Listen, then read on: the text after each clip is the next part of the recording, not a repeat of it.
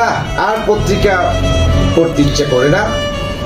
কি বলবো, মানুষ যে এতটা নীচ হতে পারে, মানুষ যে এতটা নৈতিকতা আদর্শ বিচ্যুতি হতে পারে, দেশপ্রেম জাতীয়তাবোধ থেকে মানুষকে এতটা দূরে সরে যেতে পারে, বর্তমান প্রেক্ষাপট এবং বর্তমান দেশের অবস্থা দেখলে সেটাই মনে হয়।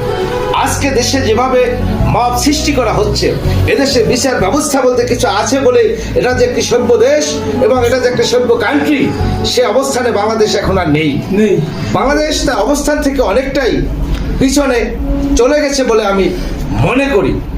আজকে বাংলাদেশের যে আইডেন্টিটি, বাংলাদেশের যে অ্যাড্রেস, এদেশের জাতির জনক বঙ্গবন্ধু শেখ মুজিবুর রহমানকে নিয়ে যেভাবে 5ই আগস্টের পরে তাকে যেভাবে অবমূল্যায়ন করা হচ্ছে, অপমান করা হচ্ছে, এটা বাংলাদেশ ও বাংলাদেশি মানুষের জন্য এবং এই দেশের জন্য এটা অত্যন্ত লজ্জাকর ব্যাপার, যেটা বহির্বিশ্বে বাংলাদেশের অবস্থানকে অনেকটাই নিচু করে দিয়েছে, হেয় করে দিয়েছে। জাতিকে অসভ্য বর্বর জাতিতে পরিণত হয়েছে এদেশ।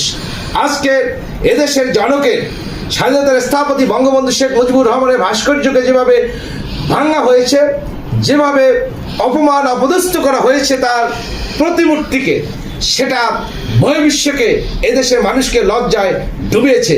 আমরা কি সভ্য থেকে অসভ্য, আমরা কি বর্বর জাতিতে পরিণত হয়েছি?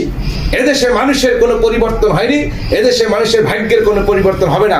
আসলে বাংলাদেশ ও বাঙালি জাতির যে দীক্ষা 1971-এর মুক্তি